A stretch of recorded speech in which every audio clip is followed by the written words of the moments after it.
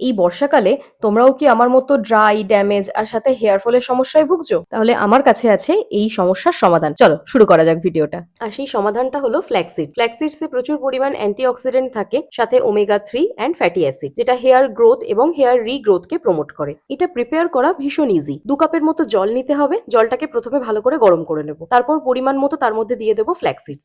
আর ঠান্ডা জলে ফ্ল্যাক্সিডটা দেবে না। জলটা ভালো করে গরম হয়ে গেলে তারপরেই সিডস গুলোকে জলের মধ্যে দেবে।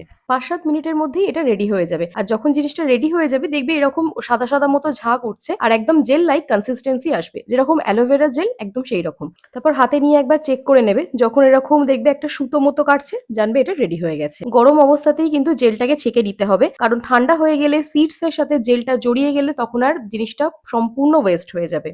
আমি এখানে ছাঁকনি ব্যবহার করেছি। তোমরা চাইলে সুতির কাপড়েও জিনিসটাকে ছাঁকতে পারো, তবে হাত সামলে, কারণ জেলটা তখন যথেষ্ট গরম থাকবে। জেল ভালো করে ঠান্ডা হয়ে গেলে এর মধ্যে ইউজ করব 2 থেকে 3 চামচের মতো অ্যালোভেরা জেল। জেলটাকে ভালো করে ফ্ল্যাক্সিডস এর মধ্যে মিক্স করব আর তারপরে ইউজ করব ক্যাস্টর অয়েল। আমি এখানে নিয়েছি 1 চামচের মতো ক্যাস্টর অয়েল। এটাকেও ভালো করে মিক্স করব। অ্যাপ্লিকেশনস ভীষণ ইজি।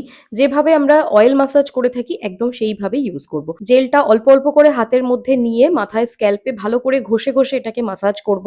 ভিডিওতে আমি যেভাবে দেখাচ্ছি তোমরা সেইভাবেই চেষ্টা করবে অ্যাপ্লাই করার। একটু মেসি হবে কারণ জেল তো জামা কাপড়ে ভর্তি হয়ে যাবে, কিন্তু কিছু করার নেই। এটা চুলের জন্য ভীষণ উপকারী। তোমরা অবশ্যই একবার ট্রাই করো। আমি 30 মিনিটের মতো রেখেছিলাম। তারপর নর্মাল যেরকম ভাবে আমরা শ্যাম্পু করে থাকি সেইভাবে শ্যাম্পু করে নিয়েছি আর চুলটাকে একদম এয়ার ড্রাই করেছি। আর কোনো রকম কোনো কন্ডিশনার আমি ইউজ করিনি। এই হচ্ছে ফাইনাল রেজাল্ট। ভীষণ সফট অ্যান্ড স্মুথ লাগছিল চুলটা। ভীষণ ভালো হয়ে গিয়েছিল। তোমরা অবশ্যই এই রেমেডিটা ট্রাই করো আর আমাকে জানিও কেমন লাগলো।